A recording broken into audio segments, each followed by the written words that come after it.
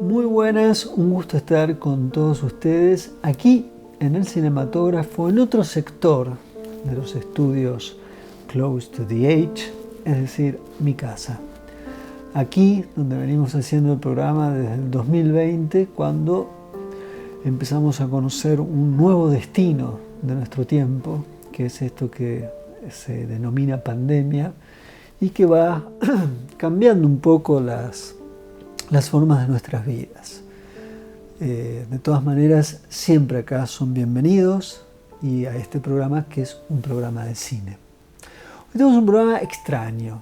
Vamos a hablar de una película que se estrena mañana en el Festival Internacional de Cine de Cosquín. La película es El piso del viento. Un film que está dirigido por un cineasta que lo hemos tenido en varias ocasiones, lo hemos entrevistado, si no mal recuerdo, 2 o 3 veces, Gustavo Fontán. A mi juicio se trata de uno de los grandes cineastas de la Argentina y por eso cada vez que Fontán hace algo, si tenemos la posibilidad de hacer algo con lo que él está filmando, de inmediato nosotros lo incorporamos al programa. En esta ocasión yo le propuse a Fontán hacer algo distinto. Por un lado, sí, vamos a hablar de la película de él, vamos a hacer una crítica, como solemos hacer, pero en el segundo bloque vamos a volver a algo que el año pasado habíamos hecho con Raúl Perrone, que era cartas filmadas. Yo le pedí a Gustavo Fontán y también en esta ocasión a Gloria Peirano que me enviaran una carta, algo parecido a una misiva filmada, que pudiera yo responderles y que finalmente cerrara un encuentro cinematográfico a partir de la película que habían hecho. Así que hoy vamos a hacer esto en el programa. Por un lado vamos a hablar de una película. Por el otro lado vamos a encontrarnos un crítico, un cineasta, y la persona que codirige con él, que además es una novelista.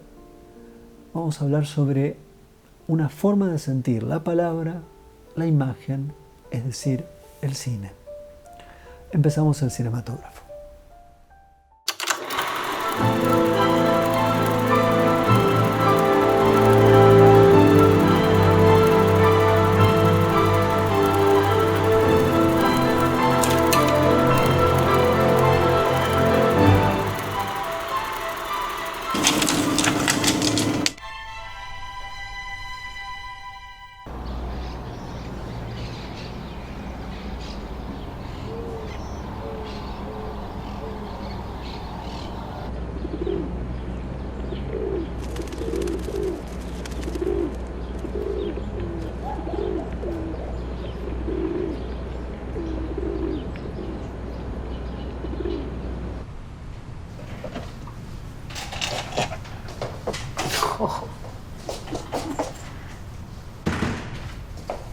Qué bárbaro.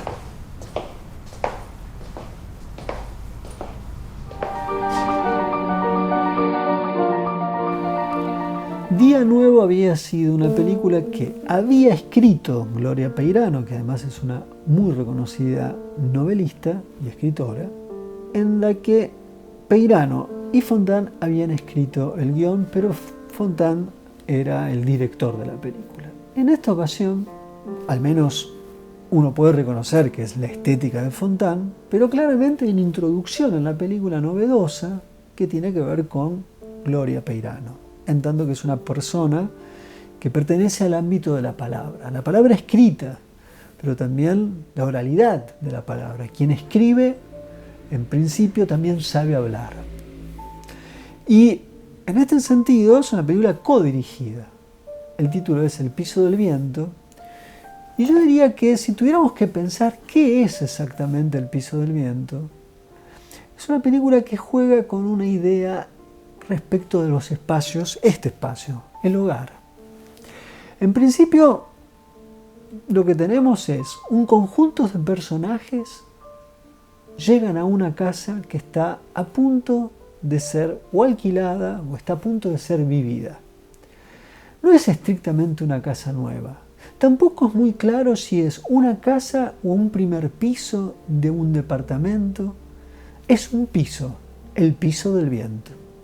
Hay algo muy hermoso en el inicio de la película porque la voz en off, o en todo caso el personaje en fuera de campo, interpretado por la propia Gloria Peirano, dice algo, empieza a hablar sobre una noción del acto de vivir en un lugar y de la palabra y de algunas cosas más.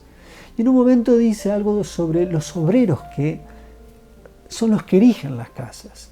Inmediatamente después suena el viento, pero también suena el cincel o un martillo que algún obrero está por allí, quizás construyendo esa casa, o la casa o el piso todavía tiene los sonidos guardados, resguardados del momento en que fue hecha. Lógicamente esa es una licencia poética, pero así puede ser pensada. Lo que vemos es personajes que llegan, hablan con alguien, que es Peirano, que está detrás de cámara, están fuera de campo, y simplemente hablan de la casa, hablan del espacio, de la luz, de cómo está construido esto o aquello, que aquí podríamos poner tal mueble o los zapatos o lo que fuera. Es decir, la casa como un espacio potencial en el cual se puede habitar. Cada tanto aparece la voz en off nuevamente, que organiza conceptualmente el relato por parte de Peirano, y siempre va añadiendo algo. En algún momento lo que añade a lo que vemos es una idea muy precisa, que no está situada en el acto de alquilar un lugar o que tiene que ver con una casa para meramente descansar, para poder volver a trabajar. Es decir, no está aquí, o en todo caso es lo que se está combatiendo, es la idea que en los lugares que vivimos no son lugares donde simplemente paramos un rato para poder volver a trabajar, de tal forma que vivimos para trabajar. No, la casa es un lugar, es un recinto de recogimiento, de protección. En algún momento se dice o se enuncia la idea del refugio. Es decir, que es exactamente algo distinto a la idea de el lugar donde uno, como se dice normalmente, carga las pilas para poder seguir trabajando. Es el lugar donde uno puede instituir una existencia en la que no está en juego el descanso, en tanto descanso para volver a trabajar, sino está instituido otro elemento que tiene que ver quizás con el ocio, que tiene que ver con el mero estar, la casa como ese espacio donde uno puede justamente romper el hechizo de una vida cronometrada, sentida, vivida y organizada a propósito de un trabajo. Esto es lo que de alguna manera la película va girando en torno a los personajes que vienen, que miran y que piensan la casa no como el lugar, vuelvo a insistir, de descanso para trabajar, sino el lugar donde yo puedo fantasear, soñar, repensar la propia vida de cada uno.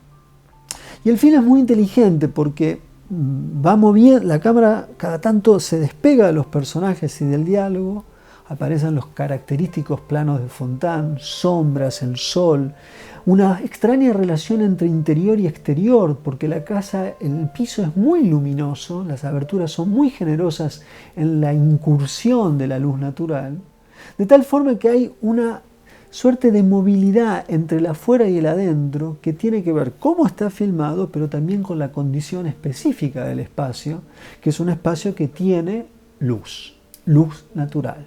Y que en este sentido la luz natural en la película es una incidencia que tiene frente a la organización de la puesta en escena. Esto lo sabe Fontán, como también lo sabe un cineasta como Ignacio Agüero o otro cineasta que también comparten estas formas de filmar la existencia cotidiana como una forma de estar en el mundo que puede ser trabajada desde una experiencia estética. Esto lo saben y entonces la luz entra en escena y hay varios momentos donde eso se ve, como también la incorporación de lo que sucede desde la ventana de la casa, donde uno puede divisar una tormenta, un conjunto de pájaros que vuela, es decir, la vida exterior. Pero la vida exterior en contrapunto con la vida interior. También hay los personajes, y los personajes son muy distintos entre sí. Cada vez que hay un personaje, el personaje representa una forma de estar en el mundo. Algunos tienen una edad, los más jóvenes, una edad como la mía, 50 años, y algunos un poco más, con más años.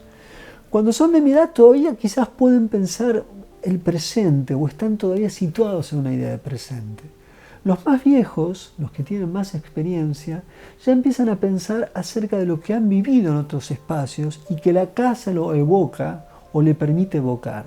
Y están también los muy jóvenes, que en todo caso ven la casa como un lugar para simplemente persistir en el sueño, en el proyecto, en lo que pueden llegar a ser. Esto es un poco el movimiento que tiene la película. Esto es lo que juega la película y lo hace realmente muy bien. La película se llama El piso del viento. El viento sopla a lo largo de todo el film. Es una presencia casi espectral, fantasmal. Como siempre, las películas de Fontane trabajan un concepto muy minucioso de sonido y el film termina siendo una suerte de ensayo de algo que pocas veces pensamos, que es de qué modo habitamos. Esto me remite a un viejo texto, no importa de quién, la idea de construir, habitar y pensar. Uno no puede habitar sin pensar cómo habita, cómo está en el tiempo, cómo se permite ser en el tiempo y estar en el tiempo. De esto va esta nueva película de Gustavo Fontane, que no es la primera vez que ha filmado interiores y que no es la primera vez que ha ensayado la peculiar forma de estar en el espacio en el que se vive, en tanto que ese espacio puede ser vivido, sentido o intuido como un espacio estético. Eso es El piso del viento de Gustavo Fontane y de Gloria Peirano. Las manos ásperas del albañil que trasladó la ventana de un sitio a otro. La letra del deseo. Las ramas detrás del vidrio. La luz siempre indulgente. El viento. Nadie sabe qué es.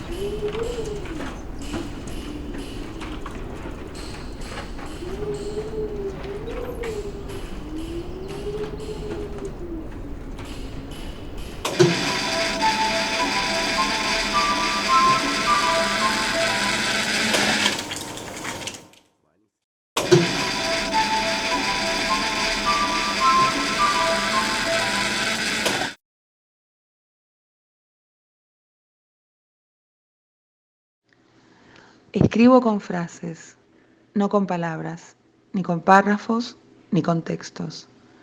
Escribo de modo artesanal con frases.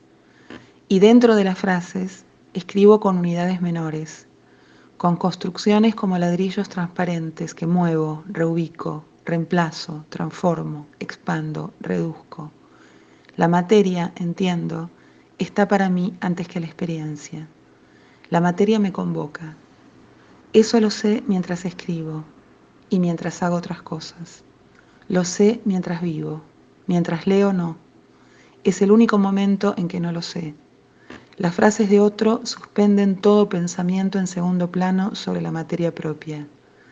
Que mi experiencia sea tan íntima con la materia, con la lengua, creo que tiene que ver con cierta cautela, cierta zozobra que siempre me produjo el mundo. Meterme dentro de una frase me deja salvo y desde ahí avanzo. Una frase, luego otra, luego otra. Los ladrillos transparentes están ahí, a mi alcance, bajo mi poder, y son extrañísimos. De modo que mi poder también es extraño, en el sentido de que no sé muy bien cómo es. Vuelvo a la idea de la cautela y de la zozobra frente a la experiencia. Cuando mi padre murió, yo tenía 7 años. Me acuerdo que mi mamá me lo dijo en el zaguán de mi casa de Banfield. Una frase: tu papá murió. No sentí el más mínimo dolor, pero corrí hasta la plaza y me quedé ahí. Me buscaron, creo que esperaban que llorara. Yo necesitaba escribir una carta. La escribí recién al día siguiente, en el cuaderno escolar. Me senté al lado de una ventana, en una pequeña mesa, y dispuse los objetos con los que iba a escribir. Y escribí una carta a un personaje imaginario, contándole los avatares médicos que había recorrido mi padre durante su enfermedad, los nombres de los médicos, los hospitales, la idea de una metástasis como algo conectado en el interior del cuerpo, no bajo el imperio de células desperdigadas con la misma información defectuosa, aberrante, sino como un organismo otro, que se ramificaba desde el pulmón hasta el cerebro, subía, orgánico, como una serpiente, a través de la columna. Mucho más tarde entendí de qué se trataba una metástasis en realidad. En mi experiencia de esa materia, la de la enfermedad, el fraseo del cáncer era continuo y por eso eficaz. Yo debía comunicar este fenómeno, como hija y como huérfana. Fue la primera vez que escribí. Mi madre guardó esa carta, que jamás volví a ver. Creo que está bien no volver a ver ciertos orígenes. Los ladrillos transparentes ordenaron la experiencia del dolor y lo anularon. Tengo 53 años y ya sé que esa pérdida es irreparable. Y sé que lo que estoy escribiendo en esta circunstancia involucra la experiencia de esa pérdida irreparable. Pero mi énfasis verdadero está en comunicar la eficacia de las frases, no la eficacia normativa o meramente sintáctica, sino la espléndida experiencia que significa salvarse, de manera insólita, diría, poniendo una frase tras otra, en la contracara exacta del patrón imaginario de ese cáncer continuo que mi padre llevaba dentro de su cuerpo y que empezaba en el pulmón, ascendía por la columna y alcanzaba el cerebro. En esa mesa lo que hice fue desandar ese recorrido, frase a frase, dar una respuesta pequeña, claro. Dar la respuesta veló el dolor. Y eso creo que es para mí escribir.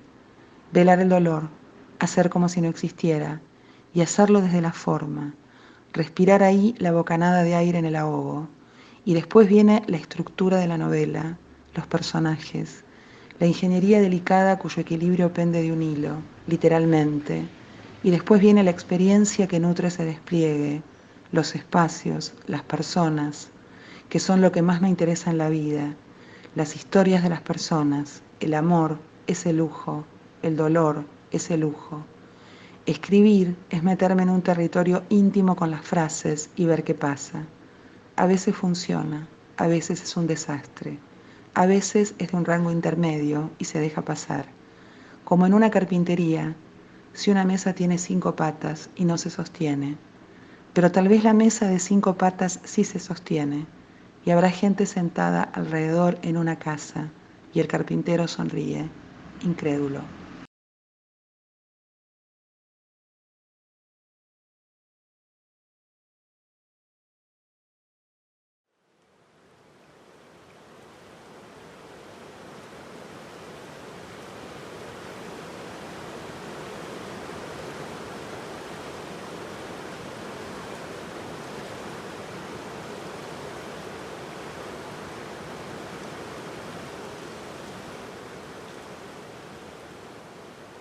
Querido Gustavo, querida Gloria, les pedí una carta y me mandaron este misterioso encuentro entre la palabra y la imagen y el sonido. Podría pensar que la imagen es Fontán y el sonido es Gloria. O permítame decir, la imagen es Gustavo y el sonido es Gloria. Me conmueve ver estas cosas, me conmueve ver la enérgica palabra hablada por Gloria. Y también me conmueve siempre la forma en la que me has enseñado, Gustavo, a mirar el interior de mi casa, a mirar la luz en la trayectoria, en el espacio en el que vivo, y a mirar desde mi casa en tanto que en ocasiones estamos obligados a estar en nuestra casa, del mismo modo que, más que obligados, estamos confinados, no como una cárcel del alma, puesto que yo te confieso que no creo en el alma, pero sí creo en el cuerpo que habla. A lo largo del tiempo con tus películas sentí que todo mi aparato perceptivo, mis ojos, mis oídos, incluso el tacto, se iban modificando. No fuiste el único. También, viendo las películas de Jonas Mekas, de nuestro amigo en común Ignacio Agüero, he sentido que toda la forma que yo tenía de mirar el mundo circundante y de escucharlo cambió. No sé si logro hacer con lo que filmo, yo como crítico, quizás cineasta amateur, ni siquiera eso, muy probablemente, pueda apenas divisar o alcanzar lo que tus imágenes, lo que tus planos hacen de mí. Ni qué decir de la palabra. La palabra en novelas, como también la palabra en ensayo de gloria. Agradecimiento, por supuesto. Con vos conocí a Biel Temperley. Había escuchado de él, claro, pero no había prestado jamás atención. En tus películas de pandemia di entonces con Biel Temperley. Mucho tiempo atrás también había escuchado de Juan L. Ortiz, pero con La orilla que se abisma, la palabra de Ortiz se constituyó en parte de mi vida. Ahora pasó eso con Biel Temperley después de tus dos películas de pandemia, Luz de agua y Jardín de piedra. Vos sabés, y te lo confieso, y esto se hace público por supuesto, aunque ya lo hicieron público, que durante estos días el famoso virus que ha cambiado la superficie del mundo, como también la intimidad en el mundo, me ha visitado por segunda vez. Desde que temblé una noche y tuve fiebre, no dejé de sentir un poema que llegó a mí gracias a la película que mencionaba recién, una de las últimas que filmaste en la pandemia. Me refiero a Jardín de piedra. Una y otra vez pensaba en algo que se lee en el Hospital Británico. Voy, dice así, voy hacia lo que menos conocí en mi vida, voy hacia mi cuerpo. Yo no sé si lo desconozco del todo a mi cuerpo, pero cuando el cuerpo está enfermo, cuando duele, se siente algo que no es lo mismo que cuando está en su plenitud. También siento el tiempo en mi cuerpo. He envejecido, ya he pasado los 50 años. En este momento suena el teléfono, me mandan un mensaje y me preguntan si estoy bien. Pues sí, estoy bien. Estoy casi recuperado. Me ayudó Autocina, me ayudó la poesía de Biel Temperley y ahora solo espero, mi querido amigo, mi querida amiga, ir a ver las sierras, más que nada el Camino del Cuadrado, ese espacio en el que miro y siempre siento lo mismo. Acá podría haber estado Kiarostami, el gran Kiarostami, uno de mis grandes amigos fantasmas del cine, como vos, que no sos un fantasma, si sos un hombre, porque sos un hombre, y también vos, Gloria, una escritora increíble. Saludos, con mucho amor, Roger.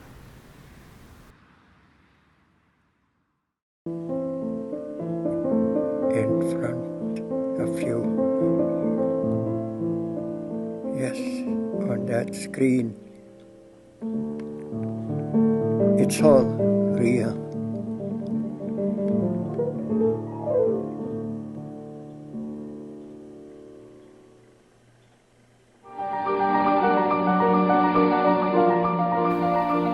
estábamos viendo es un extraordinario film de Jonas Mekas, uno de los últimos, un film de hechos de desechos, de outtakes, como él dice, los outtakes, los desechos o las sobras de una vida feliz.